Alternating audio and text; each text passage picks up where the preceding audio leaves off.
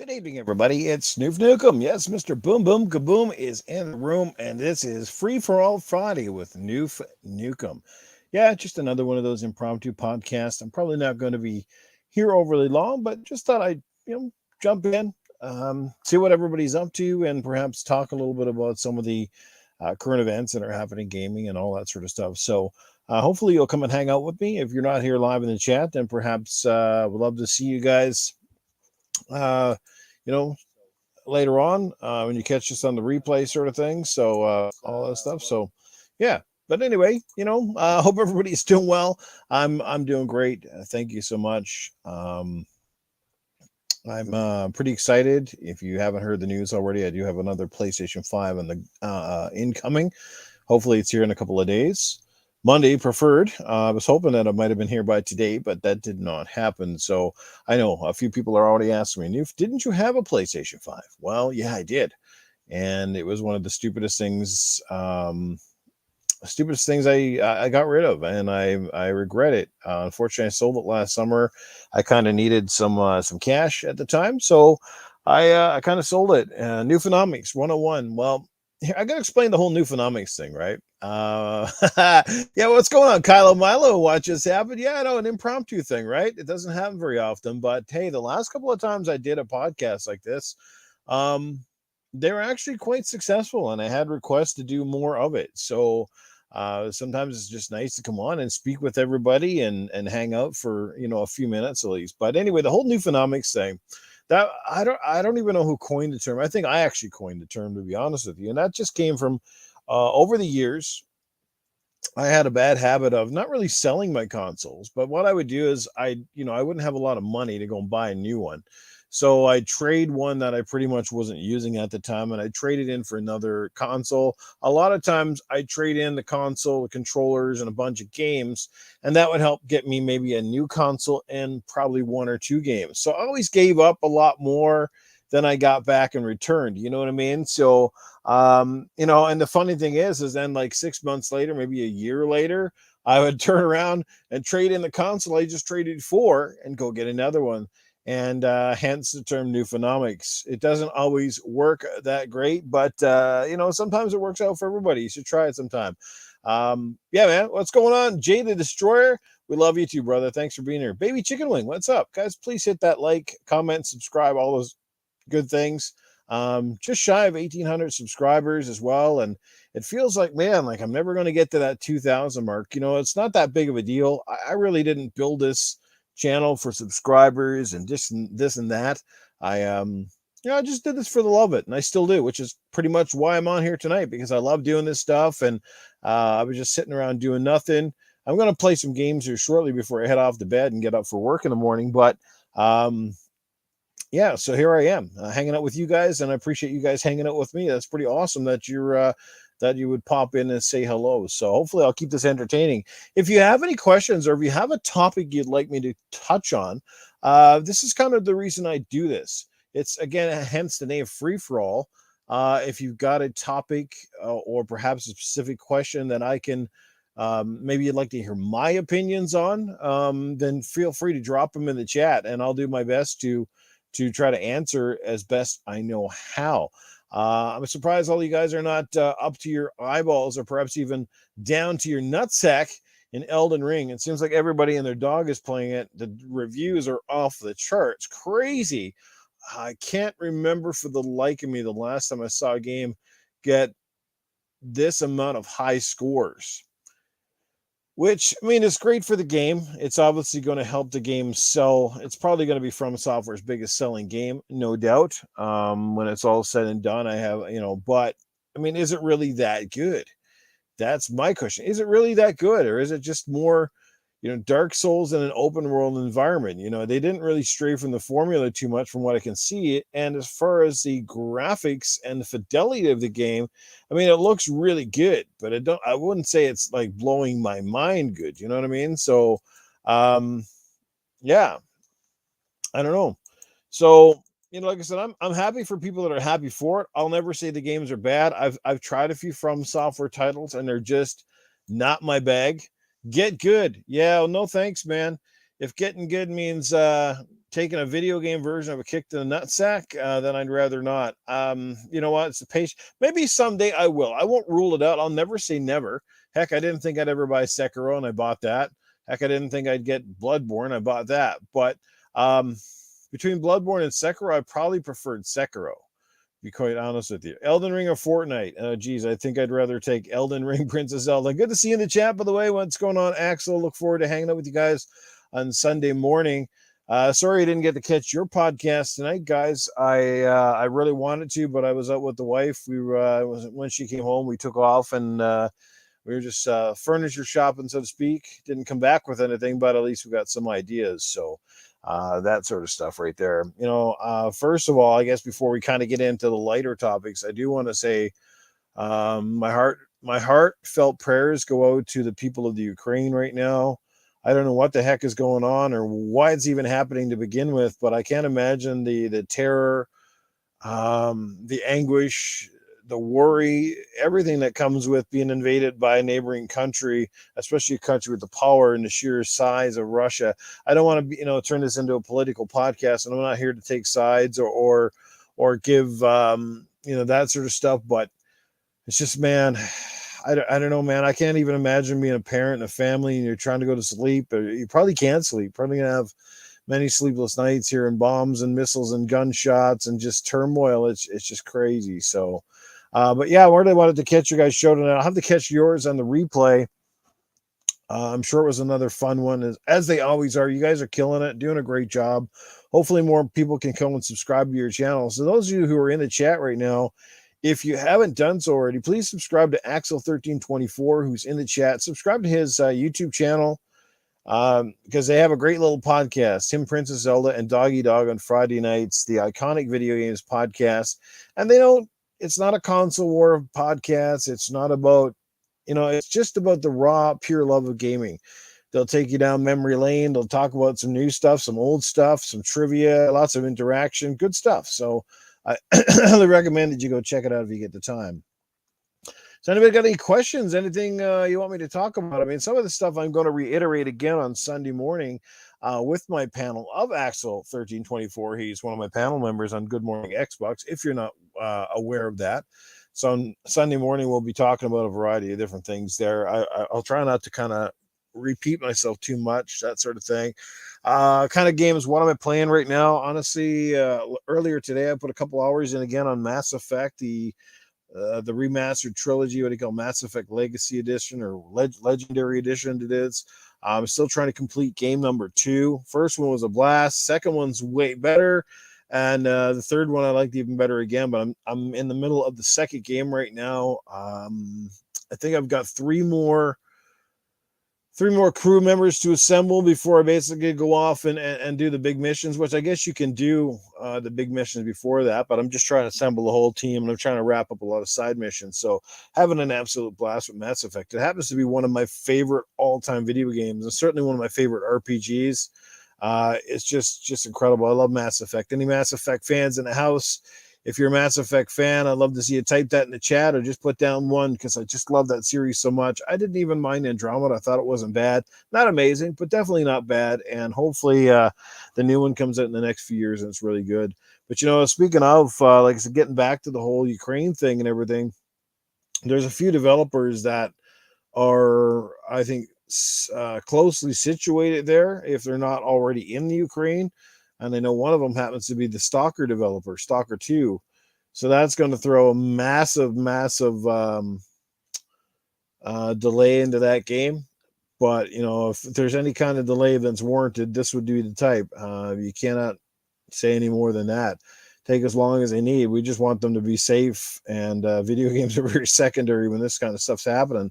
What do you think about these cyber attacks on the video? Well, honestly, Baby Chicken, I hadn't even heard of them, to be honest with you.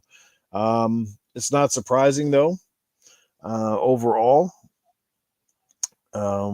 just because there's been cyber attacks on almost every major company that I can think of in the last 5 or 6 years. Judy, Panam, River, or Kerry. I'm going to have to say Pan Am all the way. Pan Am is just unbelievably hot in Cyberpunk 2077. By the way, I'm going back and playing that again right now. and having a blast with it. It's running pretty damn good. Um, it's running pretty damn good, I must say, on the Series X, anyhow. So I'm glad, that team went back and put a little bit of love and care into the game.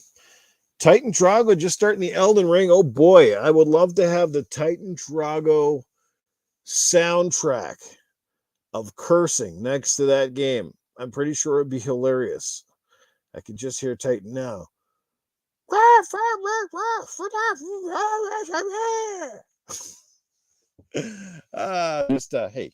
I'm trying to keep this one kind of on the PG level tonight. You know what I mean? But hey, I'm at the same boss that made Dr. Disrespect want to break his controller. What's that? Just about every boss?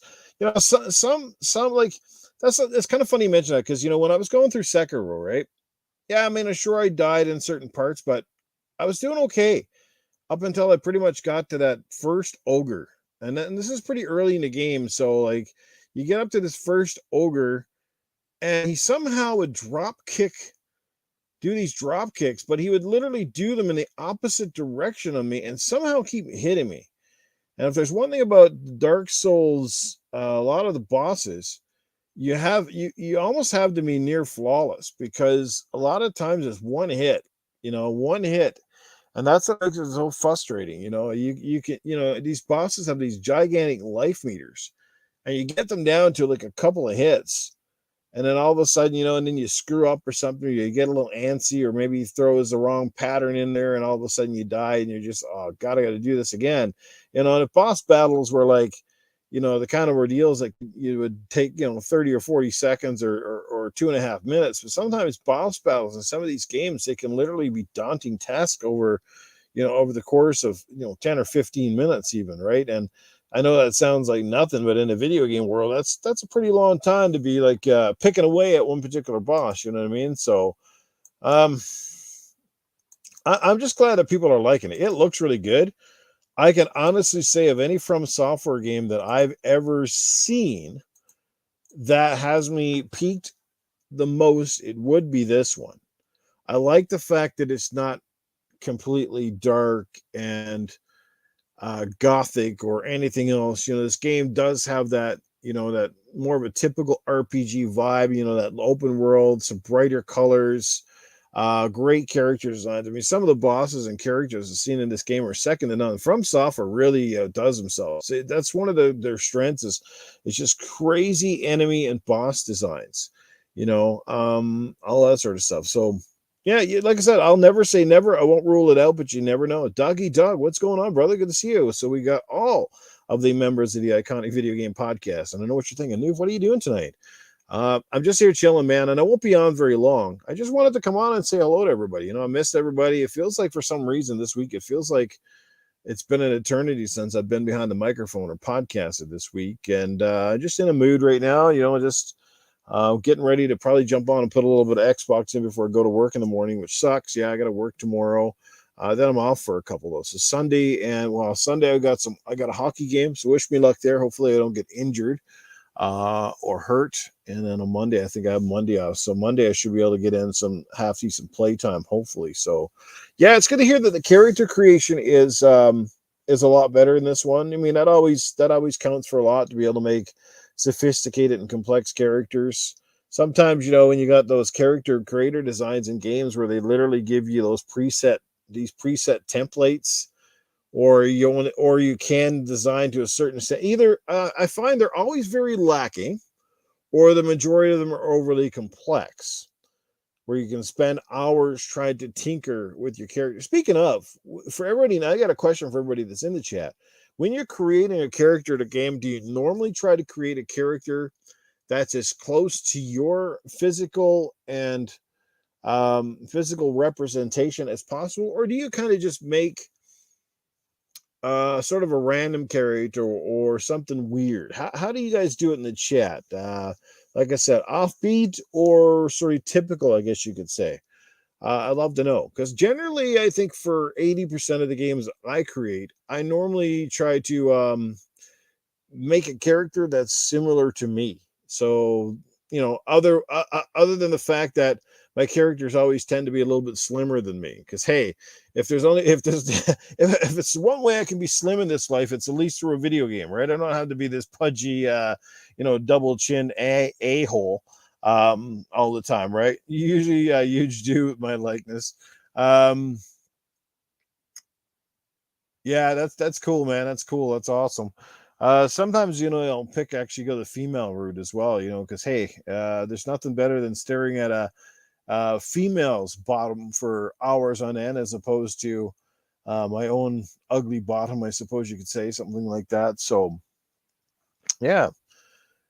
So yeah, I hope everybody's doing really, really good. What else? What other games is everybody playing? Obviously, the Elden Rings. People are people done already now? Are they all finished and done with Horizon Forbidden West? Because it seems like as soon as the Elden Ring came out, like I'm seeing little to nothing of Horizon Forbidden West. Now, if all goes as planned, I should be playing Horizon Forbidden West come on Monday. But I don't know. Plastic surgery version of me, purple headlights.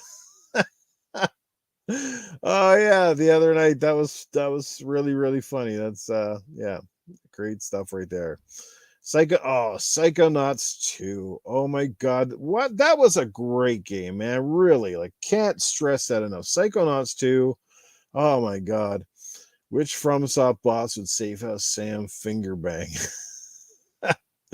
Well, he hasn't played the game, so he probably doesn't know. So, but yeah, maybe we'll come back to Safe Us Sam on a Gaming After Dark. Maybe we can ask him that question. We might have a better idea. But there's some crazy ones in a game from what I've seen so far. Elden Ring hit like a Mack truck. Now, hit like a Mack truck is in a good way, like you're really enjoying it, but it's tough, or it just like, I don't know. Like I said, I'm not going to rule it out. You never know, man. Maybe I'll walk into the store and pick up the damn thing. I'm a sucker for punishment, and sometimes I just got to figure out for myself. Is it intriguing enough to keep me going? That sort of thing. But I'm excited to play, like I said, Horizon Forbidden West and all that sort of stuff. So, what's some of the other big articles, I guess, coming out this week? I don't want to get too much into the stuff that we're planning to have for Sunday morning. Earlier this week, we talked about Guardians of the Galaxy, Square Enix coming out and basically saying the game did not live up to its expectations. So that was kind of disappointing, because that is a really, really good. It might have been one of the best games of 2021. But you got to admit, it did sort of come out under the radar. It had a lot. It certainly did not get the marketing that the Avengers game had. That is for damn sure. Like, you guys seen the Avengers marketing, it was everywhere. That game was all over the place. And Guardians just kind of came out, and I don't even think I knew when it was coming out. I think it came out sometime in October, and people were saying like, hey, I just picked up Guardians, and I'm like, what? The game is out now? And I'm just like, holy crap, what's going on here, right? So yeah, definitely a little bit, not necessarily a stealth launch, but definitely came out underneath the radar. That's for sure. What's going on, Portal Player? How you doing, man? You are you down and dirty with the Elden Ring already, or are you still plugging away with Horizon Forbidden West? So what's already doing besides games? What movies are you guys watching, or TV shows and stuff like that? For me personally, I'm not watching a whole lot on TV these days. I even canceled my Netflix subscription again. I'm not sure if I'm going to go back to it at any point in time. I'm planning to pick up Paramount Plus. I'm super excited for the Halo show, and I'm crossing my fingers that they'll do right by the source material and not butcher it. So far, I like what I've seen of the trailer. Master Chief looks amazing. I love the way Cortana looks and all that stuff. So, you've been working. Yeah, brother, you're preaching to the choir, man. I heard it's tough to find time to game. I certainly like to sit down and get a good session in. For me, like sitting down and playing a game, like if I know I got only like an hour to dedicate to a game, I usually don't want to get into anything that's overly complex, because I get involved. And by the time you kind of get into that hour, you want to keep playing. For some of those games, and there's other stuff. It's just like, it's hard to find the time, man. It really is. I don't know how some people do it. I definitely get some people for sure But like I said in my Twitter, and I mean no offense, but when a person tells, when a game's been out for 2 weeks, maybe even a month, but even a month is a stretch. Like 100 hours in a game in a month, so goes, well, that's not that much. But just think about that. Um, most of us with 40-hour jobs, right? Say a 40-hour job a week. That's 160 hours in a month, right? 40, right? 40, 80, 120, 160. So 60 hours out, like that's almost a full-time job. If you're actually working a job, you got a family, you got kids. It blows my mind that people can put in 100 hours. Some people have them in like probably like I know there are people when they get a game, like they literally put in nearly 20 hours of a day. Like they basically go get a nap and they wake up and play the game again, and it's insane. The last time I could play games like that was when I was a kid. I remember when I had the Sega Genesis as a kid. Fuck man, I get a new game and I'd go play that sucker from the moment I bought it, and I'd play that sucker till the wee hours of the morning, probably sleep maybe 2 or 3 hours and get back up again. It was insane back then. And it's funny because a lot of those games, it was just, is this only fan show? Well, you could kind of call it like that, Percolator. Welcome to the podcast. Just an impromptu, and I won't even be here a whole lot longer. I just wanted to come on and say hello, man. Just let everybody know what I'm up to and see what everybody else is up to. Everybody's just kind of chilling. Like I said, right now, a lot of people playing Elder Ring, and I can't sympathize or empathize because I don't have the game, and I probably won't buy it. Like I said, I won't say never, never say never, but we'll see how that goes. Um, God, I don't know. The world's crazy right now, man. Trying to get consoles is crazy. Trying to get anything is crazy. I come from a retail business myself, although I deal in sporting goods, and just trying to get our regular stock in our store is absolutely insane right now. Like I've never seen companies not have inventory. Um, Companies like Bauer, CCM, two of the biggest names in hockey. If you go into not their general website, but if you go to the sites that I order from, as somebody in the business, there's so many zeros on their boards, and when they do say they got stock, it's like 3 months later, 6 months later. Like I'm telling you, the average person in the public right now does not know how dire it is. It's just absolutely crazy. You remember when you were stupid and quit my job in the early 2000s playing GTA Vice City 24 hours a day? That's nuts, dude.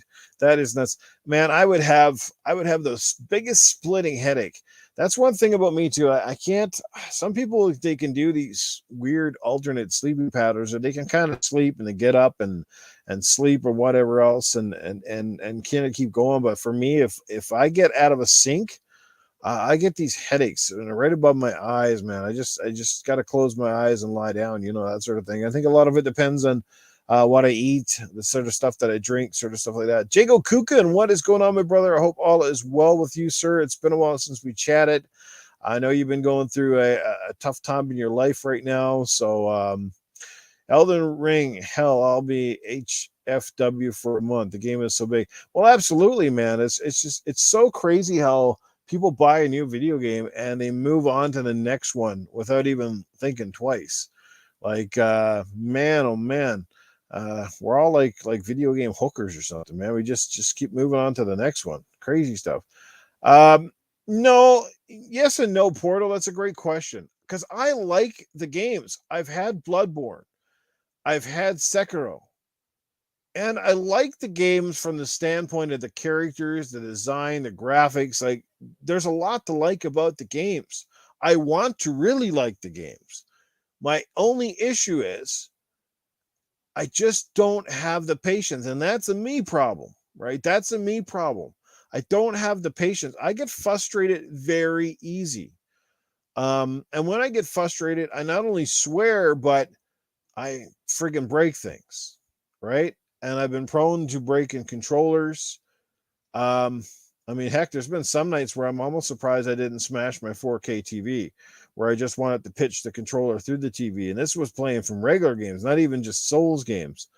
So that is my problem. And I feel like for me, a game has to be a stress reliever, not something that only adds to it. Like if I came home in a really bad mood and I fired up that game, it's probably going to be hell up in here. Like, you know what I mean? Like, I don't think I want to play that because, um, and people will say, well, don't play it, go play something else. And that is true. But, like I said, I don't, I guess the biggest dilemma is I don't want to go out and spend up here in Canada at $79.99 to buy the game. I don't want to spend $80 plus tax to buy a game that I'm legitimately probably going to play maybe a couple of hours at best and then never really go back to or not feel uh, incentivized to go back. You know what I mean? So, um, totally, Jago. Like, and I guess, like we're in that minority of people. And again, this is what, again, when that big conversation comes around the gatekeeping.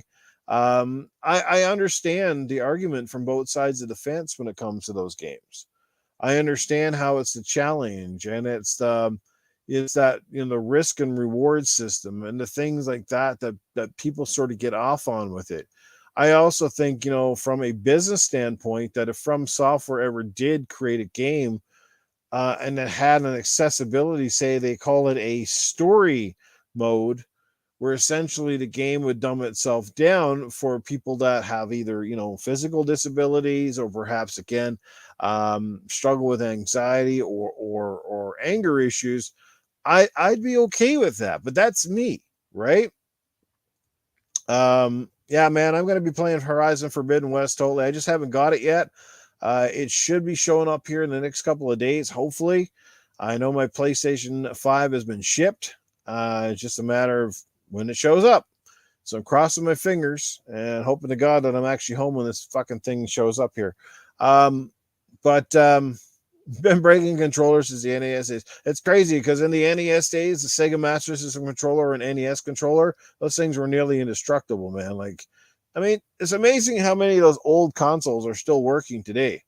Like, when they say they don't make them like they used to, they certainly don't, because those things were almost indestructible, man. I bet you could toss an NES down about 20 flights of stairs that probably still work perfectly.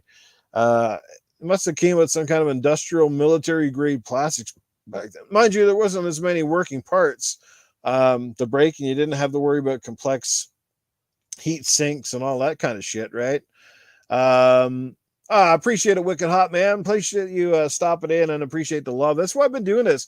You guys said to me the last couple of times I jumped on and did one of these impromptu things. You said, do more of them. And I'm like, I will. So when the mood hits, I'll turn it on. Nobody else is really podcasting at the moment. I think, like I said, everybody's up to their nads in Elden Ring and stuff like that, or Horizon Forbidden West. I don't know what else is going on. It was the most troubling console for me. It barely worked and it froze all. Well, it's weird. I have very little issues with my old NESs, but I did have the notorious NES blowjob problem. And you know what I mean by that, right? Blowing into the cartridges. That was so weird, man, back in the day. Always like pulling it out, putting it in, pulling it out. Well, that sounds like something else, doesn't it? That was craziness and stuff like that. So yeah, you had to have a hammer to break the old school controller. Yeah, they were some sturdy stuff, man. I don't know what's the sturdiest has been since that era. I mean, the Super Nintendo was built pretty well as well. Sega Genesis. Like, so once the mechanical era of consoles came in, I think that was sort of it. I mean, even right now, I feel bad for a lot of parents who bought the Nintendo Switch for their kids. Because in my personal opinion, and I don't know, maybe come at me if I'm wrong here, or anyone in the chat who's got kids or anything, but is it just me, or is the Nintendo Switch does not feel like it was built very well for the young at heart, so to speak? I mean, just as Joy-Cons itself look like they could pose a billion and one problems. Like the way they slide into the cradles on the side, that sort of shit. I don't know, like just to me, the Switch is like, man, you better hope your kids look after that damn thing. And the first thing you got to do with any of those portable things is put a damn screen protector on there. Oh yeah, no, we're not talking about the sales. I mean, dude, the sales of the Switch have been nuts. I'm just wondering how many of those Switches were bought because the initial one broke. The Switch is doing crazy. I can't even, man. What's going on, Thrash Dingo? Good to see you, man. I can't even explain the Switch. I mean, it's an anomaly. You know what I mean? But I'm just wondering how many parents have had kids that have broken one, because I can see a lot of those breaking, man. Screen cracks, screen scrapes, those the Joy Cons giving out, stick drift, just or even break. I definitely could see like breaking off the sides. You're going on a trip, kids putting a little bit too much stress on the sides, just cracking those things off. Marvin Ramos, what is happening? Good to see everybody in chat. Man, 16 amazing people in this chat right now. This blows my mind. I am mind blown over here, people. I am mind blown. Thank you so much. Again, if you guys got, is there a video game topic you'd like to hear me talk about? I mean, I know there's a lot of other podcasts and a lot of other podcasters who you probably heard talk about stuff, 40 times this week already. Hey, we got Joe Dunmore is in the chat. What's going on, Joe? Good to see you up in here, brother. The Switch feels like it was built for a Keebler elf. That's crazy. I've got the Switch right now. I think this is my yes. Brace yourself. Newf Nukem coming into play again here now. I'm just trying to think, how many Switches have I had? Oh fuck! I had the launch edition Switch. I feel like I've had 4 Switches. I'm not 100% sure, but I think I've had 4. I know I had the launch edition, and then I had one after that, and I just can't remember if I bought one after that, because I know I had the what was it, like the second? I know I definitely had the second iteration of the Switch, where it had the what's it, like the newer, what is it? They did a little bit of an upgrade on it or whatever. It was a better battery life or some kind of damn thing. So yeah, I definitely had 2, and now I've got my first ever Switch Lite. Got the kind of that gray colored one. The rest are a little bit weird. I do not know the answer to that question, Marvin. I don't think they actually have the date announced yet to my, but it's got to be close, because a lot of the major media sites are actually showing the videos and trailers of it. So I have a good feeling it is just around the corner. Perhaps it should be out within the next month or so. I'm guessing it's just about ready to go gold. So that will be an amazing game. I hope it's online player co-op, because my God, if they do that online co-op for that new Turtles game, oh, dude, I'm so excited. That's so cool. Thanks for bringing that up, because it looks really good. I'll be doing more of these Shadow Bomb podcasts, sitting there bored and I'm listening. Well, I appreciate that. That's the whole reason I'm here. It's because of guys like you jumping in here and telling me I should do some more of these things. Talk about the little games Xbox. Well, honestly, I don't know. They don't seem to have a whole lot right now, to be honest with you. It's a little bit dry in Xbox land. We had a great glut at the end of last year, but it feels like a lot of the games that were supposed to come out, I mean, theoretically, if you look at the timetable, I mean, obviously Crossfire just came out, but we know what a steaming pile of dog crap that was. And then Stalker 2 was basically supposed to release around this time, somewhere in this time frame. So they would have had a big release fairly early in this life cycle here. But then again, that's been delayed, and it could be delayed indefinitely with all the things that are happening right now in the Ukraine. So all I know is I want to wish the studio over there all the best, and we're rooting for them, and we hope they get the game done. But obviously there's bigger things in life right now than video games, obviously. So Partle, I'm with you. I am with you 100%. I wonder the same thing, because a lot of these games they've been announced ages ago. Just the other day, I even actually, if you can look at my timeline, there was actually a girl who said she was just hired as some kind of producer for the new Fable. And my remark to that was, if you're a producer and you're just getting hired now, how freaking far out is Fable? Like, are any of these games coming before I get my old age pension here? Because it's getting ridiculous. Like, they got no timeline, no roadmap laid out for us. We don't know when to expect it. We know there's all this. It's coming. It's coming. It's coming. Well, geez, you sound like an impotent man over here. It's coming, but it never shows up.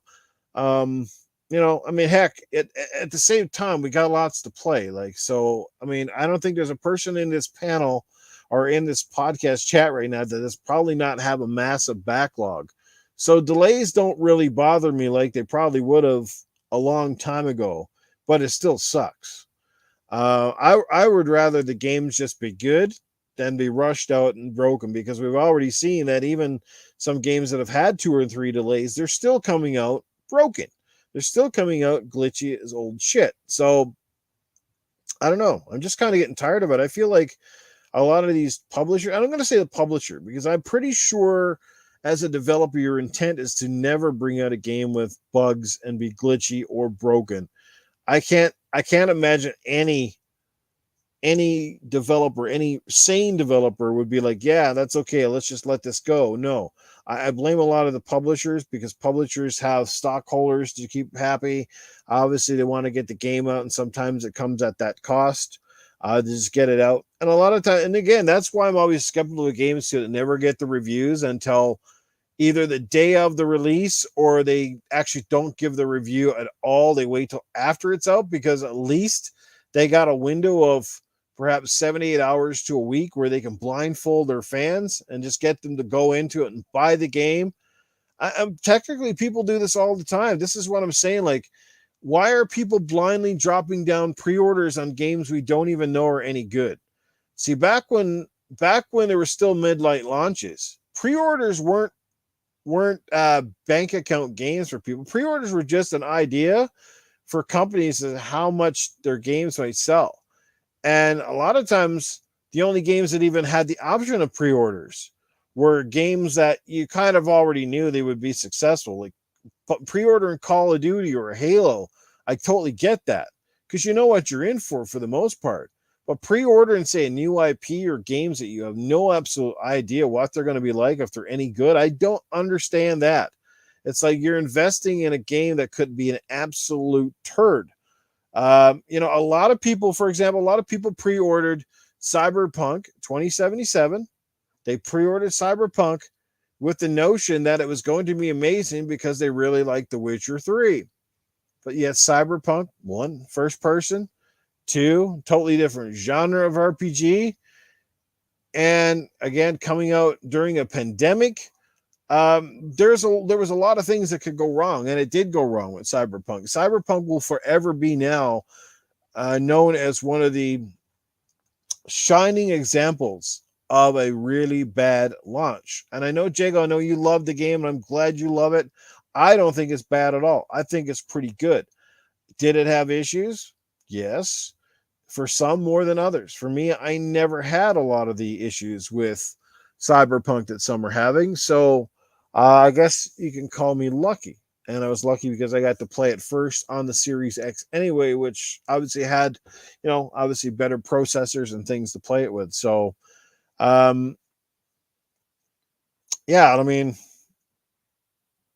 but everything's subjective too. Like Portal, everything is subjective with Microsoft too. I mean, you can say that, yeah, Xbox won't get better until people criticize them. Well, the same goes for PlayStation.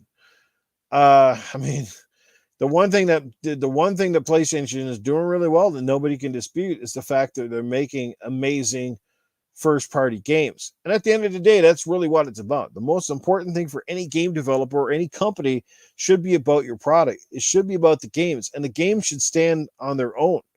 That's what I've always said. The games should stand on their own. You should want a game and have no issues paying full price. Yeah, I don't know. Again, this is you could go off on a big tangent, right? Well, pre-orders need to die out since the capability of downloading games. Pre-orders were huge when a store might not have a copy for you. That's a great point, Titan. That's certainly something that's more tied to the physical media. It's great for stores to know how many copies that they should carry on average, and then if they want to carry over and above what they bring in. It's been pretty crazy. This was an eye-opener this year for me, because when I walked into where did I get? Yeah, well, I pre-ordered my Halo Infinite from my local GameStop. So I got my copy. But the crazy part was, when I walked into the store, I didn't see copies on the shelf. I even asked the guy, I said, "Do you guys have lots of copies in this game?" And the guy literally looks at me, he kind of laughs. He says, "No." He goes, "Basically, have enough in the store to cover pre-orders." And that wasn't very many that he told me. He said, "We have a lot more pre-orders for games like Pokemon, whatever Pokemon came out last." And that was startling to me, because In years past, for a Halo launch, man, the store would be filled with Halo. The back wall would have been copies of Halo. It's crazy. Now I know digital plays in a big role in all that, and that's just the way it's going to go. Digital has largely affected physical sales. Most people that I know of now prefer just to get their games digitally. I know how Jago in the chat feels about it. He's like me. We like to go down to the store, look around, pick up our game, come home, crack open that case, look at the artwork, stick it in a console, watch it boot up and load. And sometimes the game does install a little bit faster because it is on the disc, or part of it's on the disc anyway. Some games are no more than just DRM licensing, but um, yeah, I had to have that physical. I got my physical copy, bro. It's crazy. Part of the reason I still like to go physical, because again, I still believe in new phenomics. For me, the physical is important. One, as a collector, and two, if I want to sell something, I have something tangible that I can sell back. In some cases, and perhaps not all either, by having a physical copy of the game, I don't have to worry about it disappearing per se. I'm not saying in all cases, because it can happen with anything, but disappearing from the store, um, or having to worry. Like, for example, I was able to, when I got my 360 there a couple of weeks ago, that free one I was telling you guys about. One of the first games I wanted to re-download was the Ninja Turtles game, Turtles in Time. The one that was published by Ubisoft and was taken off the store. And a good thing, like, again, that digital license was still there through my what's it, the from the download history, right? It goes right back to the beginning. At least this does, thank God. But what if it didn't? What if it didn't? I wouldn't be able to search for it and find it on the store. So I had to go right back to the early years of my 360 history and find that game that I downloaded and re-downloaded it again. And that's pretty cool. But it took a lot of work to get there. This is the thing. It wasn't just an easy solution, so, but luckily I was able to get it that way. But now, what if it was a disc? If that game was on a disc, I could have easily popped it in the system and start reinstalling again. Hope to God the updates and stuff still work. You know what I mean? What's going on, Crazy Louie Gaming, baby? What's happening, bro? Good to see you, my friend. No, it's these are the things, Portal, and I'm gonna take shit on it, because a lot of guys in the community see me as a big Xbox guy, but I'm one of the guys who's not 100% happy with everything that Xbox does. I'm probably one of the very few that's in this chat that is still not a huge fan of Game Pass. And you know why?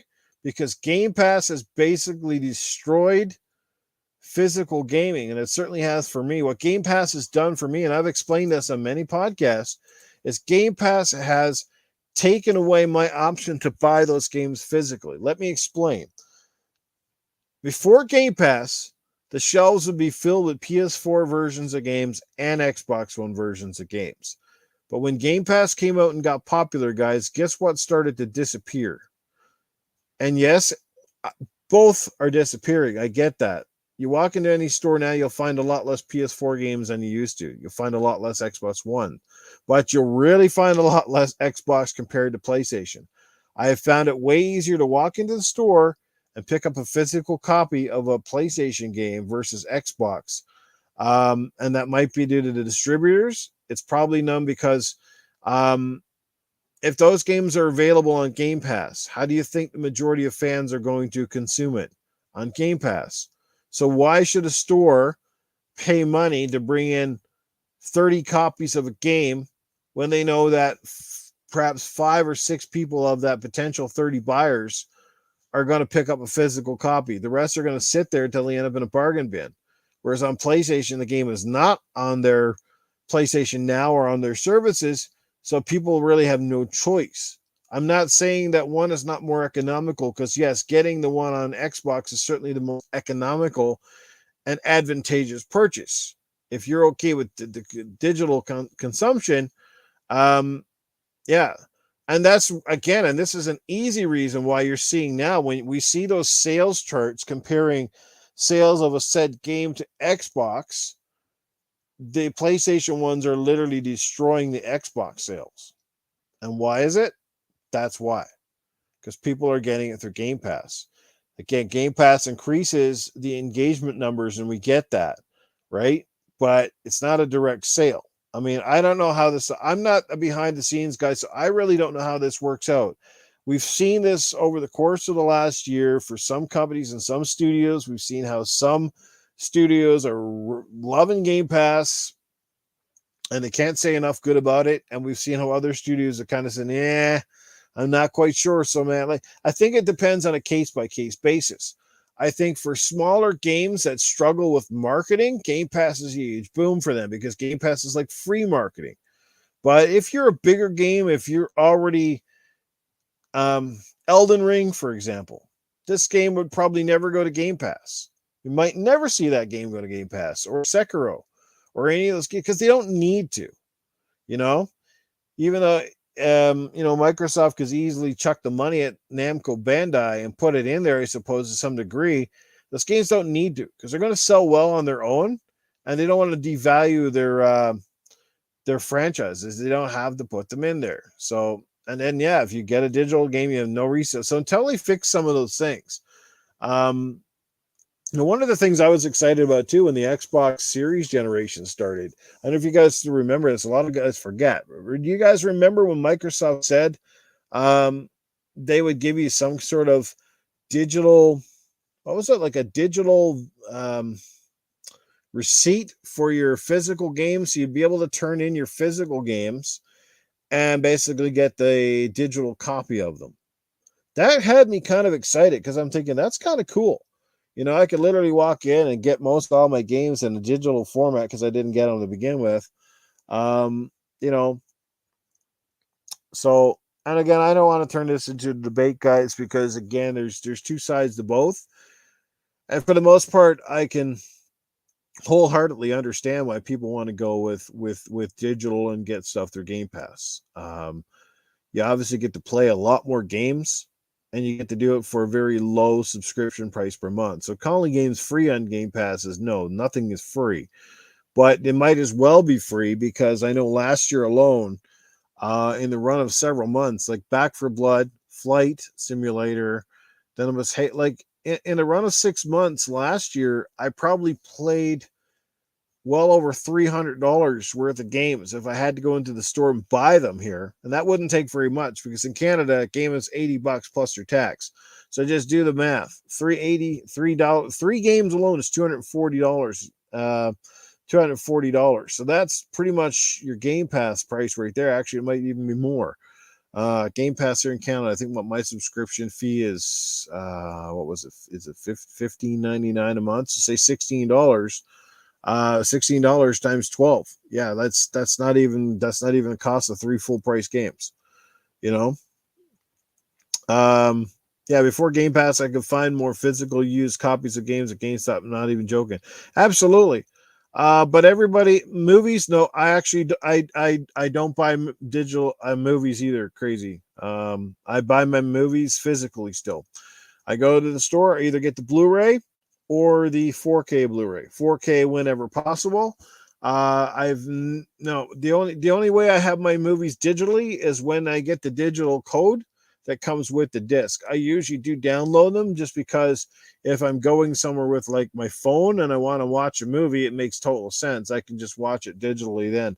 But otherwise, I'm all about the physical disc because of the best bit rate and transfers.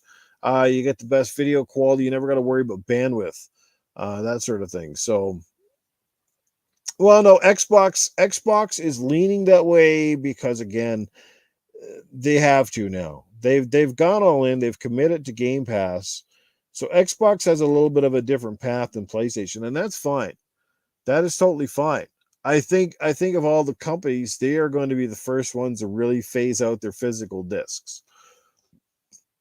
They'll be the first next gen company, I think, that makes an all digital console.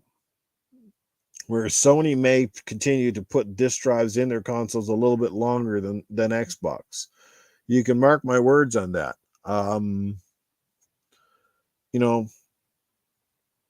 Like I said, because Sony, when they did the PlayStation 5, they were pretty smart because they still made the disc edition.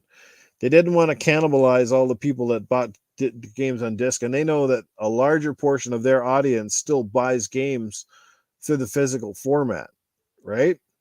Um, so they're smart that way. I'm not saying that Sony wouldn't go that route either, but I think overall, if they do, it'll be at a slower rate than the way Xbox. Because Xbox, like I said, they're all in Game Pass. They want to get people into that ecosystem as quickly as possible. Um, they don't care how they got to get there. I know that I'm a fossil. I know I'm one of very few people, and I totally get that. You guys tell me all the time, and I'm not denying it. But I like what I like. And like I said, people always say that options are good, but where are my options? For guys like me and Jago and everybody else, they keep taking away our options. They kind of, it's like they keep giving us less and less and less till we're almost forced into doing something.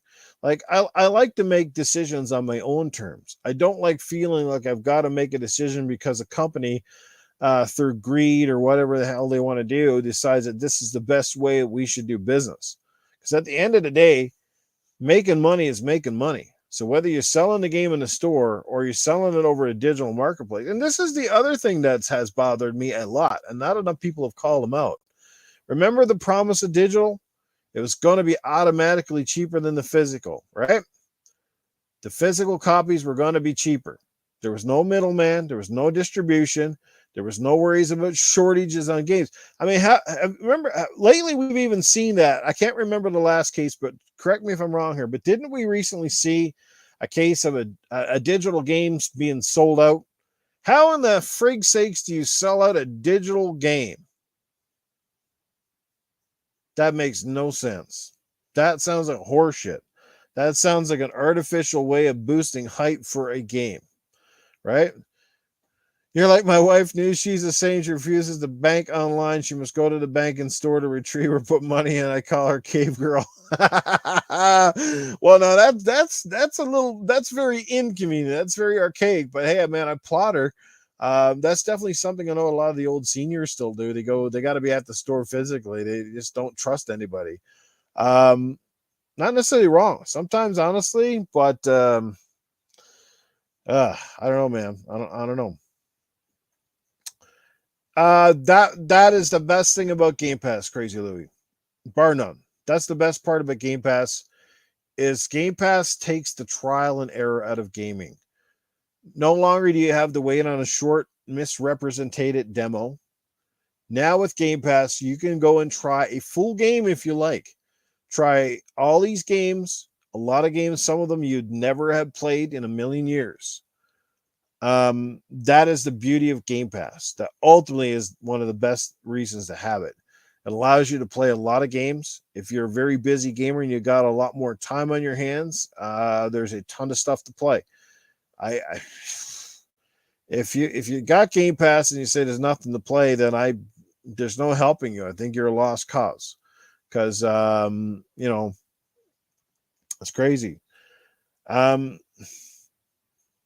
Well, Portal, getting back to you haven't been impressed. Well, that is a big reason why Microsoft really doubled down and invested in studios, because they, like you, they understand how the subscription model works here.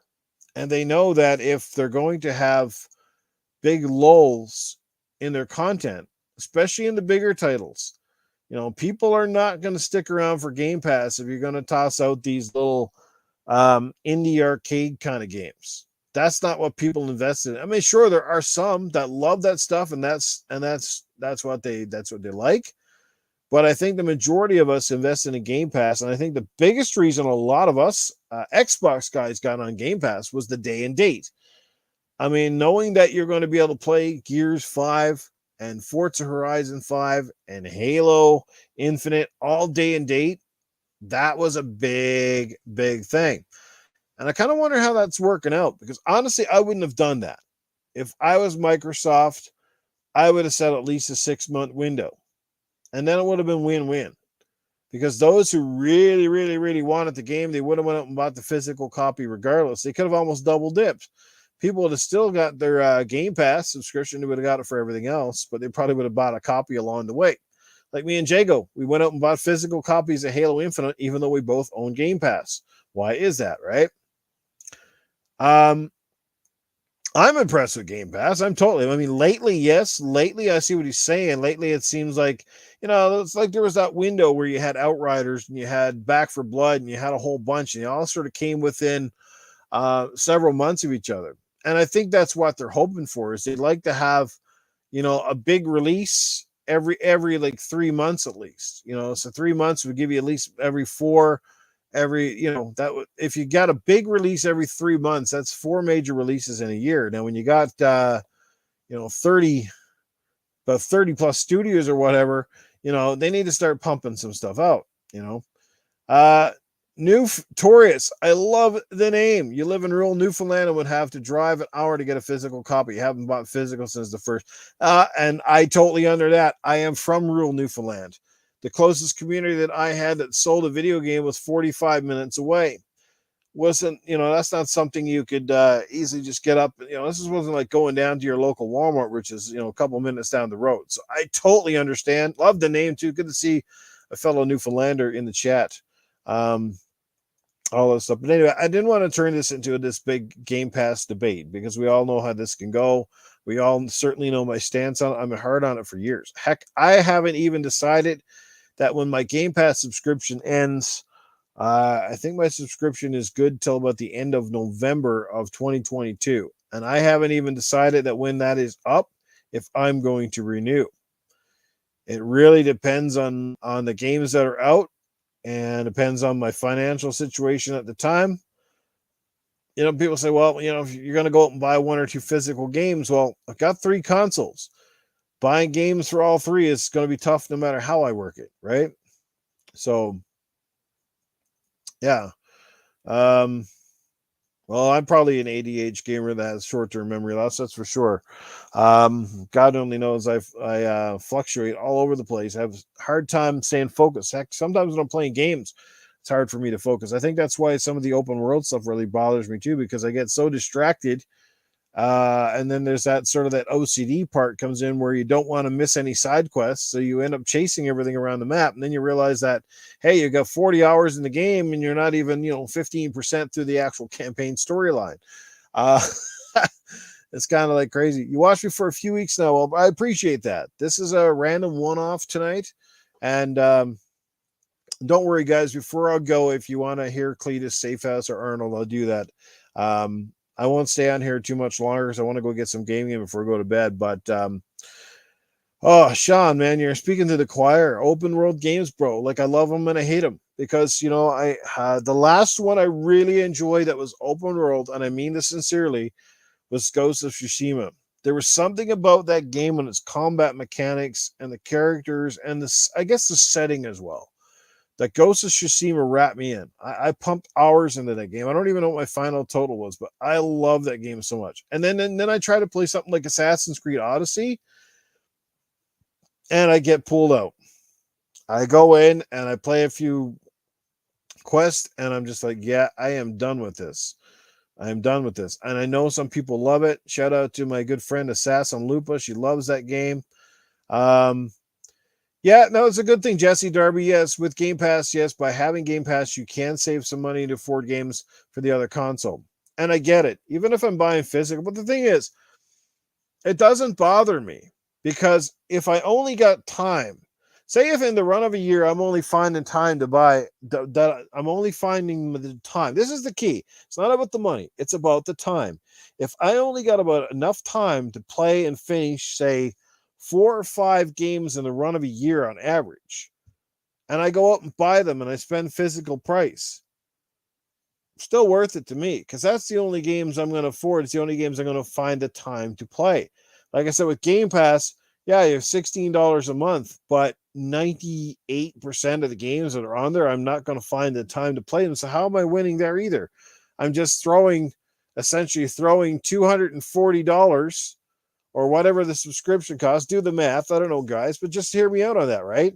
If I play 1 or 2 of those games, perhaps, and you know what? There are people out there who have Game Pass, and guess what? The only games that they end up playing are Battlefield or Call of Duty or or Fortnite or something like that, and then they still go and pay for Game Pass. So how did you really win? You know what I'm saying? Like if I buy 4 physical games at $80, but I literally play the shit out of those 4 games, do it technically not still get my money's worth? You know what I mean? Um, so, but yeah, like I said, Ubisoft needs to give us poor sods at work. Yeah, man, preaching to the choir, Sean, preaching to the choir. I did, when it came to Assassin's Creed, I actually did buy and I beat Origins, and for some reason I don't know, I actually enjoyed that game more. I can't remember if they changed the system or the leveling system or something, but I actually enjoyed Origins quite a bit and actually did beat it. I didn't complete the whole damn game. Still a lot that I had to finish. Probably a couple 100 hours into that. But I'm totally with Sean, man. I want to see more linear story-based games come back. I just want a game, like to me, 20 hours, 30 hours, 40 tops. Any game to me over 40 hours for the most part is overkill. 40 hours. Heck, I could watch the best movie in the world, and if the movie was 40 hours, I'd be like, yeah. Like, I know TV show. You ever go like TV shows? You probably do, right? How many guys do you ever start TV shows and get like 4 or 5 episodes in and then you're done? You're just like, yeah, you know what? I've seen all I need to see. I'm not even going to finish it. They got another 10 seasons, right? So I'm like that with a lot of shows too. I get in, I watch 2 or 3 episodes, and if this thing ain't hooking me and this ain't giving me what I'm looking for, I am so freaking out, man. Like that's the way it is. My time is more precious to me than my money, right? Because money you can make more money, but time you cannot get back, right? Heck, I mean, I guess technically some people would say I'm wasting my time right now. I never consider this a waste of time when I'm hanging out with you fine people, and chatting about games and shit. So, yeah, yeah, see, it did 5 seasons, Sons of Anarchy, and I thought that show. I only watched like the first season. I thought it was great, but I didn't watch anything after. There were so many other things on the go. I just moved along, and I find that very hard. There's only certain shows that rope me in. I'm hoping to God the Halo one will. Now, I really did enjoy the Mandalorian, but honestly, I'm not. I'm not subscribing to Disney. I tried it, and I'm not subscribing to it just for Star Wars shows. There really wasn't much else on the Disney Plus channel that I give a rat's ass for, and I certainly don't care for Disney's movies. Um, if I want a Disney movie, I'll go out and buy them on Blu-ray or DVD. That's or not DVD anymore. I don't like that format, but I'll buy them on Blu-ray. That is until they stop putting them on freaking Blu-ray. And oh my God, I'm dreading that day. I'm dreading that day when they start pulling all this shit off the shelves entirely. Oh boy, oh. I get sad just thinking about it. I get sad. I even said this to my local Best Buy girl the other day. I walked in the store and I said, "What is going on?" I asked her, I said, "What is going on?" I said, "I used to love coming to Best Buy." I said, "You guys had video games up the yin yang. You would have aisles of games and consoles and promotions, and like it really had a section that really oozed video games." I walk in there now, all I'm seeing is fucking Fitbits and fucking cell phones and vacuum cleaners and whatever else the fuck sakes they got going on in there. Where's my video games? The video game aisles have shrunken. They went from 100% to probably about 25% now. They used to have a big, large U section and it's gone. They used to have fucking hundreds of games, right? It's crazy. It's crazy, man. Crazy. These shows are just before our eyes are changing and cutting down floor space. It's like, so this is the thing I don't get. For an industry that's so big, for one of the biggest money-making industries on the planet in gaming, why are all these stores treating it as like it doesn't exist? It only exists through a subscription. I think that's absolute horseshit. Man, I know I'm the old fossil here, but fuck it. I'm going to take that shit to the grave with me, bro. I'm going to take that shit with the grave. I'm just, you know what? If you want to be digital and you want to do it your way, that's fine. That's great. Obviously, that way is out there for you in spades. But fucking don't take it away from the rest of us. Stop it. It's not necessary. Right? Just because the stores are trying to be cheap fucking skates. So that's what they're trying to do. They just don't want to bring anything in anymore. They don't want to carry anything. They want to pay a middleman. Got to stock a shelf. Oh, God forbid. We might have to employ somebody in our fucking store before we get robots or monkeys or whatever else they're going to fucking hire to put in there and sell you shit. Yeah. crazy, man. It's crazy. This fucking world is fucking stupid now.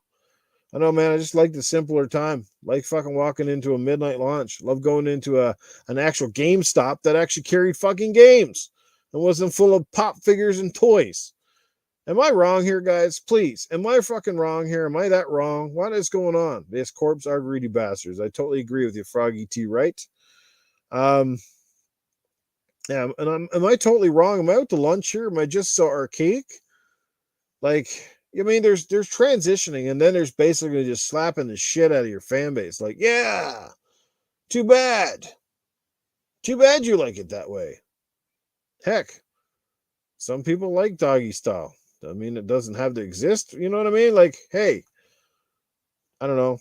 One of these days, that's what's going to happen. They're going to come out with fucking some kind of digital sex dolls or some fucking shit.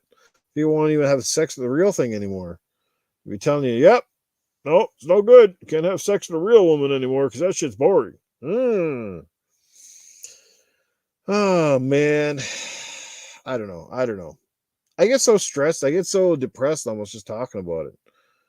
I am in the minority now, Froggy. I totally get it. But I don't know, man. Oh man, Jago, yeah, man, they will be extinct. Pretty soon all the stores are gonna end up, we're gonna all be shopping from freaking Amazon. It's either Amazon or on the digital stores, and that's it. And I hate it. You know, for example, right now, I'm waiting on my PlayStation 5 to come through a fucking courier that was sent from Walmart online. And you know, you guys have no idea how much I fucking hate that. Yes, I'm happy and I'm fortunate I was able to score one online. But what I wouldn't have given to just walk into my local store and bought it and walked home with it. Instead, I got to sit here and watch a tracking number and wonder when the fucking thing is going to show up. If it shows up at all and perhaps doesn't get stolen from my doorstep. Do you guys see my point here? There's so many ifs and ands and so many question marks about going online for everything. Right? You know, and people always say, well, Newf, don't worry too much because, you know, vinyl came back. Did it? Did it really come back? Because I don't see a lot of my local Walmart stocking vinyl on their shelves. You know what I mean? I don't see anybody talking about vinyl. Vinyl came back because it's more of a collector's item, you know, more than anything. And honest to God, well, vinyl made no sense anyway. Because vinyl, why would you want to haul out a honking big old vinyl disc and an arcade record player, right? Like when it comes to music and stuff, some of the mediums just made sense. Like music is the one medium that, while it's gone for different formats, really hasn't changed that much. Music is music. Music doesn't rely on fancy technology and special effects to be good. That's the thing. Music is music. As long as you got a good sound designer or a producer or whatever the hell, you know, you can go back and listen to an 8-track and it's probably nearly as good as the music you get off a digital thing. That's the thing. It's for that, it's all about convenience. Like honestly, like your record probably sounds just as good as perhaps your CD. But the thing is and your CD probably sounds as good as the digital copy that you have. But isn't it just way easier and more convenient to do the digital copy when you don't have to get up and change a disc or find an archaic machine to play it on? It's all stored in one nice convenient place. And music is something you consume in doses. You know, a 5-minute song or 10-minute song. It's not like you're doing music in 40 or 50-hour marathons. You know what I mean? Yeah, man, I'm totally with you 100%, Jago. Like, to me, Jago, sometimes I feel like me and you are the only two fuckers that get this shit. You know, put it in the stores, get it away from the scalpers, get it off this online bullshit. If you're able to get enough consoles to fill online orders, then that means you can get enough fucking consoles to throw in the store. Simple as that, right? Now, we all know how Target's went up here.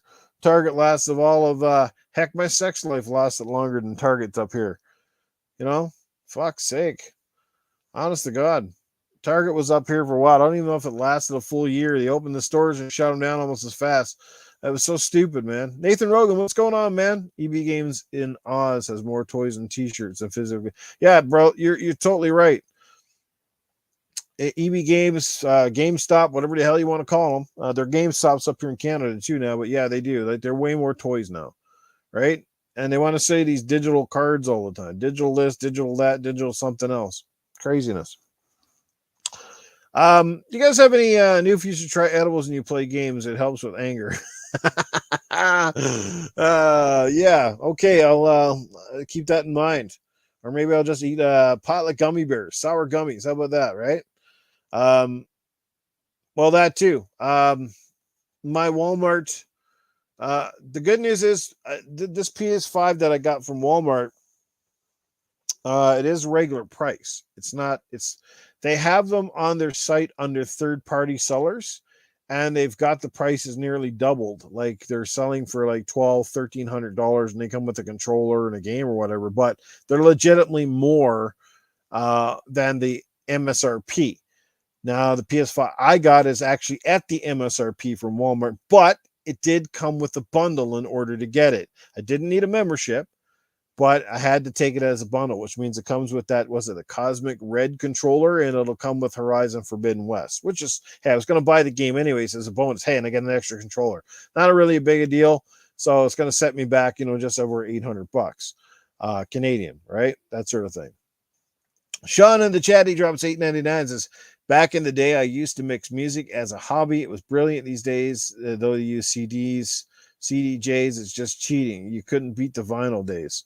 No, I'm pretty sure you couldn't, man. It had to be something pretty amazing about that. Well, yeah. Well, you know why they force you to buy a bundle? Two simple reasons, Jago. One, because that's the way they actually make a little bit of money for themselves, because they make a little bit of money on the controllers, right? They're obviously not making a ton of markup on a console, but they're definitely getting a little bit with the controller. So, hey, if you sell, 500 or 600 of those with the controller, catch you later, Titan Trago. Have a great night, brother, and enjoy that Elden Ring. Go eat those edibles. Don't get too fat now. And keep your water, stay out of the bathtub. But yeah, I mean, that's part of the reason. And I think it also does cut down on the amount of scalpers that would be interested in the bundle, right? Because scalpers they really want the system. They don't really care about an individual game or a controller, because that's more shit that they gotta pay for, and then they gotta try to sell it, right? And it's a lot easier to sell a console than be selling all the stuff that goes along with it. So there's probably a couple of reasons why they do that. But most likely, I said, it's just to add a little bit of profit margin. It's the same thing, when you're going to buy a laptop from a lot of the stores, they want to sell you a case, and they want to sell you a mouse, and they want to sell you something to go with it. They want to sell you all these things that go with it, screen protectors and warranties, because it's accessories. That's where the money's at. Like I said, that's how the business works. Consoles, PCs, all that stuff. The majority of that stuff they make very little margin on, and they make it up with the accessories. So you go and you buy. It's like a printer is perfect example of that, right? You can walk in and buy a printer dirt cheap. And they've been that way for as long as I can remember. Walk in the store, oh, the printer is like $60. Cool. Or $50 or $40. And guess what? When the ink runs out, you go back to the store to get what? Ink. And guess how much the ink is? More than the damn printer. I actually knew people, that's literally what they would do. I know this is terrible for the environment, but I've known people that literally would have a new printer after like every 6 months or whenever the ink ran out. That's what they did. They get rid of the printer, they junk it, put it in the recycle, or sell it to somebody, and they go back and get another printer with the ink that was in the because it was technically cheaper to buy it that way. It's crazy, right?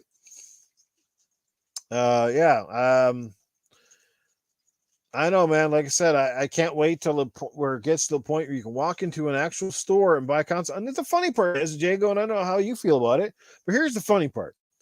I can walk into my Walmart right now and I can buy a Nintendo Switch. No problem.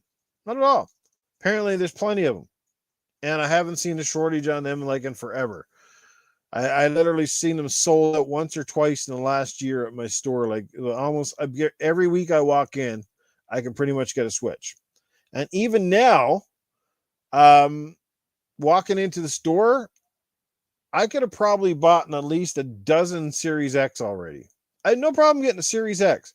So how is it we can get a Series X but you can't get a Series S, but you can't get a Series X. Aren't they most of the same components for the most part? What is up with that? I find it very fishy and suspicious. I don't know. Yeah, the Series S seems like my Costco's got them. They're advertising for fucks. They got Series S. So you tell me why is the Series S is that easy to get and the X is not? Right? It's not. I don't understand it. My theory is, and this is my theory, they want people to buy the Series S because they know it's a great little product and it's a great price, and that I'm not disputing, but they want people to buy the Series S because that means it's almost a guaranteed sale of Game Pass. Am I right or am I wrong here, guys? Because if you buy a Series S, you'd almost have to be a fool not to get Game Pass. But if you're on the X and you got an older physical library, obviously most of them are back compatible, you can still go out and buy the disc, and you're not technically forced to buy it. You're not forced into equal. Now, you might be in there anyway, but the thing is, if you're not, what's the thing you're pretty much going to get? Game Pass. And I'm not saying that's a bad thing. Microsoft pretty fucking smart. But I just find it really weird that, I know there's shortages. I get that. I definitely know there is, but I've never seen it like this bad. Like, this is just, when they always brag that, well, we can do how many consoles off an assembly line in the course of a week. We make like 1 million of these a week. Well, that sounds pretty fucking fishy, right? I don't know. I don't know all this stuff. I'm not a genius on this stuff. I could sit there and come up with lots of conspiracy theories and skepticisms. It's just my thought. And part of it might actually make sense. And if it is legitimate and it's just working out that way, well, I guess it's still a win for Microsoft. They sell a console, person gets a good little deal, and they technically get a new Game Pass subscriber, right? Yeah, like I said, same thing. I saw it on my local Walmart. There's a Series X bundle and there's the PS5 bundles, but they're third-party sellers. So it's not the Walmart price. That's the thing. Like the Series X that I saw, yeah, it's available. Series X, and I think it was $1,300 Canadian. I think it came with like a controller or some shit. It's like $1,300. So that's well over double the price. So that's not through Walmart. If you click on it, it's like a third-party seller. This is what they're doing. They're getting around the loopholes. They're getting someone else to do their dirty work so that they don't look like the bad guy, right?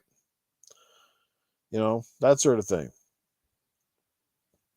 I don't know, man, but it just kind of sucks, when there's so many people out there that want to get an X or they want to get a PS5 and they can't get it, and that's just like, and it was kind of the opposite because remember when the PlayStation 5 came out, it was really funny because it was kind of the reverse. PlayStation 5 came out with the digital console and came out with the physical one, right? But guess which one was more readily available? The physical one. People were buying the physical version, they had more disc versions available. Now, is that because they knew most of their fans would want it? Because studies and surveys show prior to both consoles launching that most of the fans were more interested in the PlayStation 5 digital version. They wanted to get the $100 cheaper, right? But it was the disc version that was more produced of. Because again, Sony's ecosystem is entirely different. They want to sell games. They want to get people in the store. They want to get people in buying copies because they don't have an infrastructure yet that competes with Game Pass. So at least that's how I see it. Like I said, I'm always a conspiracy theorist kind of person. Corporations are going to play it however they want, but I don't know. Yeah, I don't know if they were. I think you're partly right, Froggy. I think that is part of it. That they were able to make up a little bit more bank by putting in the drive and charging $100 because we know that the disc drive was not costing Sony $100, and that's the difference between the price difference was $100, right? So, yeah. Hey man, looks like Horizon Forbidden West is running quite good on the PS4. I'm impressed as hell. I've seen videos of the PS4 and I'm like, damn. I know I'd be playing it on my PS4 too, but I sold my PS4 Or I'm sorry, I didn't sell it. I did the Newf Comics. I actually traded it for that Nintendo Switch I was telling you about. Yes, you guys can all start laughing right now. So yeah, I traded all that shit in and then said I'm just gonna restart fresh on the PS5. I'll get another one and I'll start building my collection from there. So at least I'm gonna start it with a really great game and I'll go from there. But yeah. All right, Jesse Darby, I know you're in the chat, so I won't keep you waiting any longer because I know you're waiting for this guy to come in. So I'm just gonna see how he's doing tonight. What's going on, Cletus? Well, hey, Fiddly Diddly, Cletus here. Yes, everybody. I hope you're having a great evening and really enjoying all the games. Let me tell you, I've been busy. I've been busy. I've been busy with a lot of things. I've been busy picking berries. I'm busy with the wife. Busy doing dishes. Busy doing a whole lot of stuff. I tell you one thing, I'm not busy in. I'm not busy getting pissed off by playing Elden Ring. And I'm certainly not busy like Newf Nukem chasing the internet trying to find one of these Peacer fives or what the hell's it called? Piss rig fireplace stage, getty stations. I don't know what the heck you fucking call that thing. And then nagging and tenders or something like that, but more sophisticated. It's got like a two panels going up and down the sides. I don't know. The thing looks fucking weird to me. It looks like a space panel flown off a spaceship. I don't understand that fucking thing at all. It don't make no sense. That Xbox, that another one. That one it don't look as corny but just kind of looks like a plain Jane, just kind of like my wife's vagina. Nothing special about it. It's kind of straight and narrow, and sort of thing like that. My God, I know these new consoles, it looks a bit weird to me, you know what I'm saying? And sometimes, I spend a little too long. We're going to my friend's house and I was all up in Adams and trying to find out where to put the slots in. You know what I'm saying? You got to put the disc in somewhere. Sometimes you can't even find that fucking thing. Someone got no disk drives at all, and all that shit. So yeah. I hope everybody's doing good anyway. And I look forward to come time and maybe that dude would call me back and get me on that on his show over there with the Gaming After Dark, whatever the caution over there. Gaming After Dark, is it? Yeah, sometimes to get on that show because that one's pretty good. And somebody might have to go monitor on that safe house Sam. He thinks she's all that in a bag of chips. Well, let me tell you, I ate the chip, motherfucker. So he wants to come out, old Cletus. I got a couple of things I can say to your sorry ass. Yes, you are listening to Cletus at 5:30 in the morning. Thanks, guys. You're fucking phenomenal, man. I've said this a million times. I don't have the biggest followers out there. I mean, in terms of the numbers, like I said, guys, I'm still struggling to get to 1,800 solid. But man, the people who follow me, you guys are amazing. Wish I could buy each and every one of you a beer at some point. Wish I could hang out with you all. Be amazing. Be a great time, man. Yeah, Elden Ring smash. What was that I said on my Twitter? The wife buys me Elden Ring. I'm going to buy her some onion rings. Cletus sounds sick, does he? Well, yeah, I don't know. Maybe he's a little under the weather. I know I'm starting to feel a little bit funkier right now. I think I'm a little bit dehydrated or something. My voice and my throat's getting really, really dry up in here. So, and I should probably go play some games. I can't believe I've been streaming this now. I've been doing this an hour, almost an hour and a half. I was only planning to come on for like 20 or 30 minutes, and that's what happens. You get going, and God knows I should never get started on a digital or Game Pass topic because I can be going forever. Yeah, I will close her down. Any further questions? Oh, I guess before I go, I guess I should also say that tomorrow is Saturday. I won't be doing a community game night tomorrow. I've got a few things on the go as well. So I think it's be 3 straight weeks in a row that I won't be around to do them. If I do get time tomorrow night, I may jump into J-Rock. I don't know if you guys know J-Rock on Twitter, but I think he's doing his own community game night, and I do believe he's going to be running some Gears 5. I know, I think Mr. Tushy and him tomorrow afternoon be 2 o'clock. What is that, like 2 o'clock my time? So that's 4 o'clock Eastern. I think they're doing Wreckfest tomorrow night. So if you like Wreckfest, got that game downloaded. It's amazing, by the way. A lot of fun. So make sure you add Mr. Tushy Animated Evil and go play that game with those guys.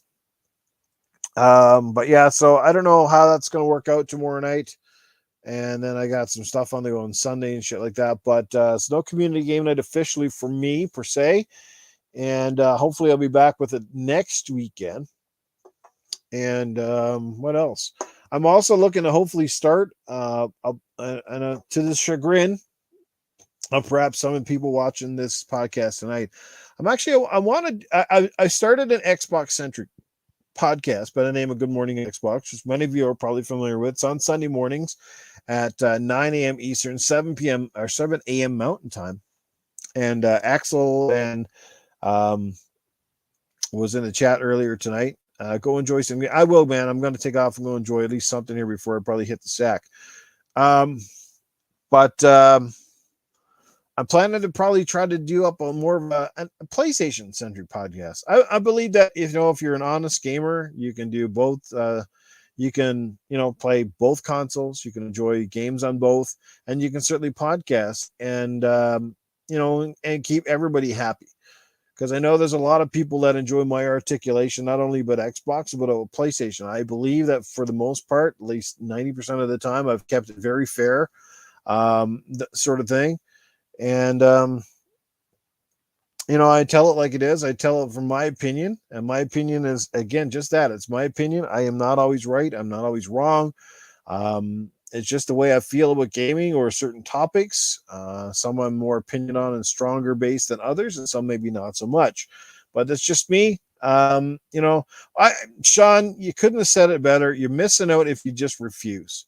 I understand if you only had enough so much money and time, but because you don't own a said console doesn't mean you got to spend every minute of your existence finding ways to shit on that particular console or the competitor. I mean, heck, I own a Jeep.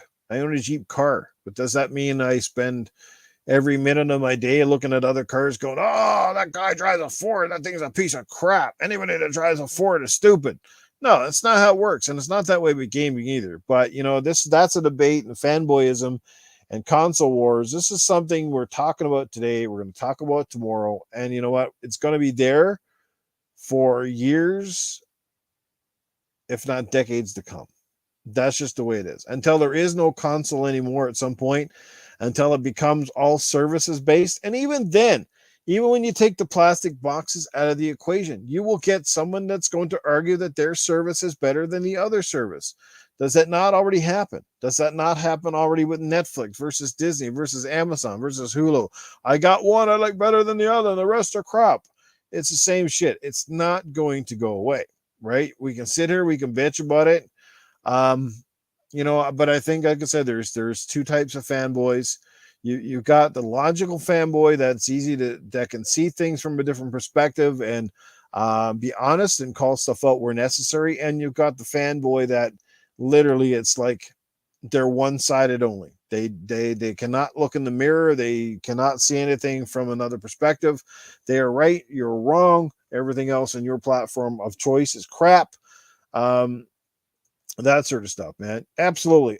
Froggy, absolutely. You love all the I do too, man.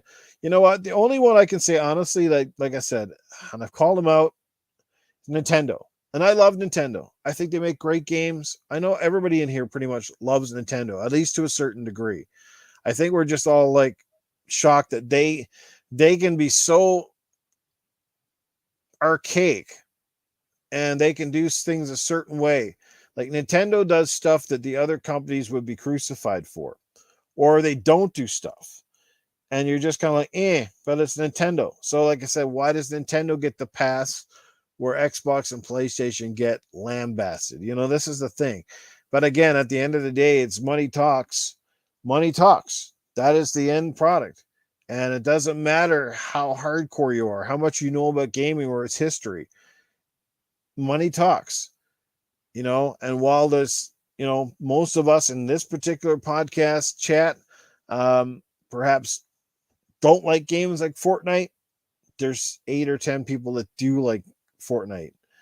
They're the less hardcore. They could care less about teraflops. They could care less about resolution. They go to school. That's not their big argument. They want to play a certain game. And if it's popular, that's where it is.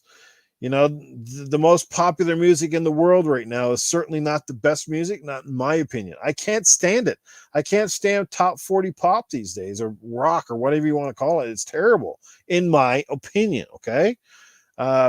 all these people, Taylor Swifts of the world, and the Weekends, and all these bands and stuff that are out there now that I can't stand, cannot stand. But they're popular as shit, and they sell tons of music, and I don't get it, but that's just it. I like my 90s. I like my Alice in Chains, my Nirvanas, my Soundgardens.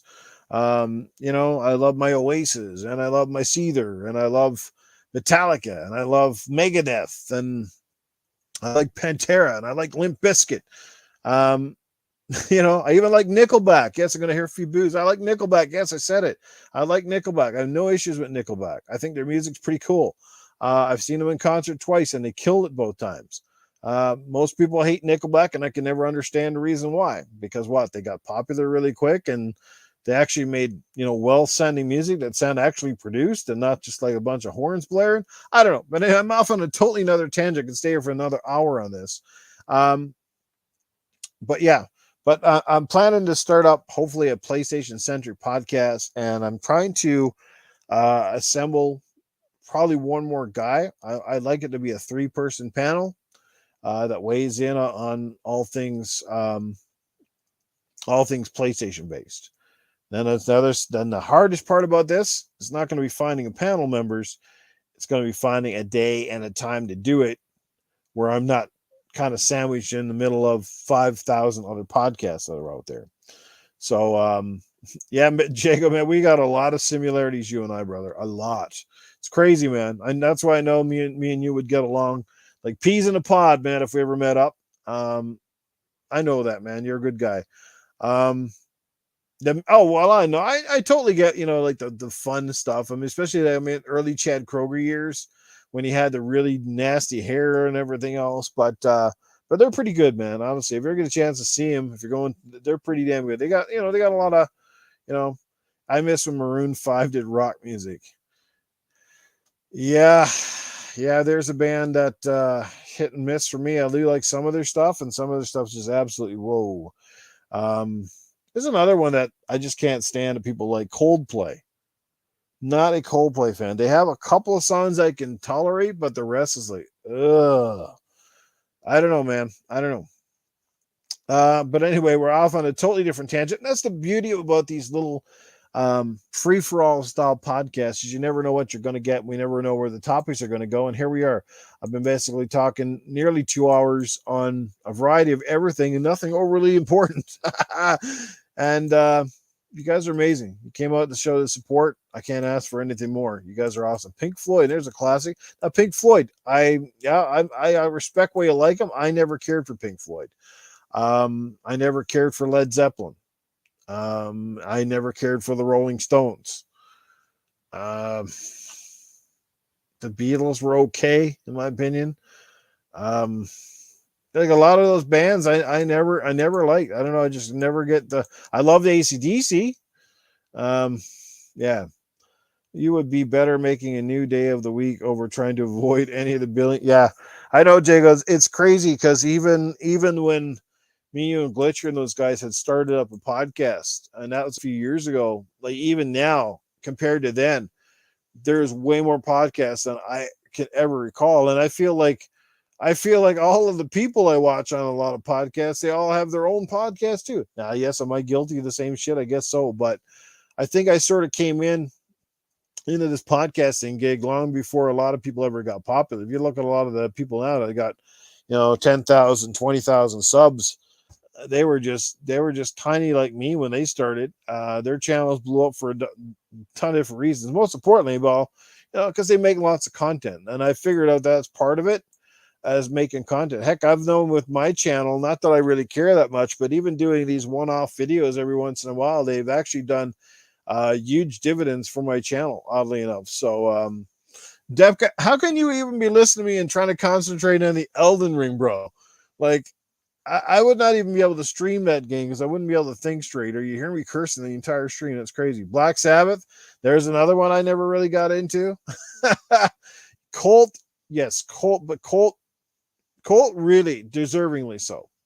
Colt, he's a great guy. He speaks well, but most importantly, he's a great editor and he puts a lot of work into his videos. And that's how he got really big. Like, go back and watch any of his stuff. Like, he didn't do 20 podcasts a week or he didn't do 20 videos. He did one or two that were fucking phenomenal. And that's how he killed it. I'm sorry. Like, for me, I'm not that talented. I'm certainly not that hard working, or don't have the time. I can tell you, I know, and I've admitted, I know. Even Dealer, I've had this talk with Dealer, and Dealer tells me part of the things he's been straightforward with you, part of the reason why my channel is stagnant. But one of the things that I like to think that I bring that not everybody brings, I'm not saying not all, but as I bring a sense of integrity. I like to think. I think I also bring a sense of truth and realism. And I also, most important, I like to think that I'm fairly entertaining most of the time. I try to make people laugh. I got the extra characters and stuff like that. And I think one of the things that even Titan said to me, like one of the like how quickly I can think on my feet when it comes to some of the stuff that I do, and it's not everybody can do that. And I'm not trying to toot my own horn here, um, but there are certain things that I bring to the table that not every podcaster does, right? Um, Thank you. I have interesting jokes. Yes, sometimes my jokes are quite good, and sometimes they're really quite bad. And I think that's part of it as well, is being humble. People can tell when you're humble. They can tell when you're being true to yourself and true to your audience. I'm not trying to be something that I'm not. I never was. I'm the same Newf Nukem now that I was back in 2014 when I got into this gig. And that is no word of a lie. You can go back and watch my early videos. I haven't strayed from my beliefs. I haven't strayed from the consoles I love and the games that I like. Sure, I've made a lot of friends. I've also, I think, lost a few friends along the way, and it's sad. I had a lot of respect for a variety of podcasters in this business um, that I don't hate anymore, but I don't have the same level of respect for, just because of their tactics, the way they've treated people, the way they continue to run their content, and that is up to them. I am not here to tell anybody how to run their podcast or their channel. It's a free country, free world. Um, but I know how I run mine. And if you look at my stuff, you don't see clickbait titles. I don't do sensationalism. I just come out and try to be entertaining and and bring my sense of articulation along with my opinions. You might disagree with me, you might not, but I love the fact that some of you can disagree with me and I can disagree with you in the chats, but we keep it respectful. We keep it mutual. We all know that stuff, right? So, yeah, absolutely. We all do change. I know that. Yes, what you like today is not necessarily what you like tomorrow. Same when it comes to music or movies or whatever. And I totally get that. But we've saw people in the community how, like, I guess the thing is, you can't, at some point you really don't know who you're listening to. You're like, am I listening to a podcaster or am I listening to a real person that podcasts? And that's the difference. Because I feel like with some people in the podcasting game, it's like a game. It's like a charade. You know what I mean? They put on a happy face and they put off this facade or something that isn't necessarily true. And you know that behind the scenes are good people and people that you would probably like and people that you would probably go for lunch with or could drink with. But when they handle their business in front of the public here, doing a podcast, you're kind of like, oh, which version am I getting here? You know what I mean? So, and growth is good. I'm growing slowly, but at least I've always said my growth is legitimate. It's not, I didn't grow this channel because I did 50,000 giveaways and I got a lot of false subscribers. You got 20,000 subscribers, but only what? Like 3% of those 20,000 actually give a shit or watch your content, because a lot of people just subscribe for a quick giveaway and never unsubscribed. Like, I'd rather have real people. Like I said, I'd rather take 20 real people watching this podcast than have 300 people that don't really care. That's the difference. It makes a huge difference because you guys interact in the chats. Such as 18 people watching me right now, listening to this podcast. And I bet you most of you guys that are in here or watching this podcast or listening have commented or liked something in the chat, have been a part of the show. And that's another thing. And I know that's the part of this podcast I dread the most, is that when my channel gets to a point where the audience gets huge and I can no longer acknowledge everybody, that's the part I'm dreading. because this is one of my funnest parts, is to be able to interact one-on-one with each of you, to say your name, to say hello, because I know how I feel when I go to a podcast. I appreciate those people when they say, "Hey, Newf, what's going on?" Because I know, like, they acknowledge me. I'm not just a number. I'm not just a subscription. I'm not just a super chat. You're somebody to them in the chat. And they realize that you've taken 10 minutes, or you've taken 20 minutes, or you've taken a whole half hour, or you've taken an hour and a half, or the 2 hours, and you've spent it with them in a podcast. And that's what means a lot. And that's certainly what means a lot to me, right? Wilmie's a great guy, man. Love Wilmie. Love the group over at Gaming Beyond the Box. They've been nothing but awesome to me. Willie Hood, man, and thank God he's doing a little bit better and is getting back on some podcasts and stuff like that. So it's good to see him. They got a fun bunch of guys over there: Bomber and Fork Boy and Leonidas and ACS Huss. They really do. They got a fun group over there. Dreadpool, shout out to him. These people have treated me so good since I came in this, or they came in, because I was here before a lot of these people, and that's a fact. Thanks, Aura. I greatly appreciate that, man. Yeah, no, some of us are real, man. Like I said, we appreciate things. I guess that's the bottom line, and that's the part that I dread. Because when you get like RDX size, I understand why they can't do it, because there's 1,500 people watching the show, and if you ever been to an RDX podcast, you see how fast their chat scrolls. Like, holy mother of God, it's insane. But anyway, topics for another day. I've kept you guys way longer than I should have. Thanks for hanging out. Stick Figure. Now, there's a guy I go back years with. Stick, I've got to get you on a podcast like ASAP, brother. Let me please know when you got some time. And if you don't have time to make Gaming After Dark, or if you don't have time to make Good Morning Xbox, Stick, let me know when you're available. I want to get you on, brother. It's been way too long since we hung out. And you're a great guy. You're a lot of fun. And I definitely want to do another podcast with you. It's been years in the making. Okay. So, Sticky, make sure you send me a DM, brother. Let's get on that sometime. Okay. Maybe we can get one of the other boys as well to jump on with us. Take care, Froggy T. Right. Greatly appreciate Sean, Portal Player, everybody in the chats. Guys, Doggy Dog, Axel, Jago, man, Aura, what's going on? Kylo, Milo, Depka, Jesse Derby, man, oh man, oh man, you guys are freaking amazing, unbelievable. Thank you so much. Newf man, you guys are just crazy, man. So many awesome people here. And anyway, I look forward to seeing you guys on Sunday morning. So that last part right here, let's get this over with. Before I go, I suppose I should say hello from this man. Good evening, everybody. I want to welcome you here to the show. This is totally unexpected. You guys are real MVPs here. They come out and show your support for Newf Nukem, even though he jumped on in the middle of a Friday night just to come on here and shoot the breeze. And you guys are here. And that makes you very special. You're amazing people. And Newf Nukem, he really appreciates everything that you're doing here. And in hopes that you will continue to share the love, share this with your friends and your family. Tell them about this podcast. Tell them about Newf Nukem's channel, and come out and watch more of these and listen in the background. Whether you're working out, you're jerking off, you're doing whatever you want to do, this is the place to be with Newf Nukem, hanging out, having a few laughs. There you go. Yes. But anyway, like I said, Good Morning Xbox, Sunday morning, 9 a.m. Eastern, 7 a.m. Mountain Time. Look forward to hanging out with you then. That's the PG version of Newf Nukem, as I try to keep things on the down low so that the podcast is streamable for all ages. And then on Tuesday nights, well, it's anything goes, as you all know, Gaming After Dark. But until those podcasts come up, this is the end for me tonight. I'm going to go play some games or do something. I think I'm going to lose my voice here. But yeah, thanks for the fun before bed. I wish that was a hot girl saying that for me.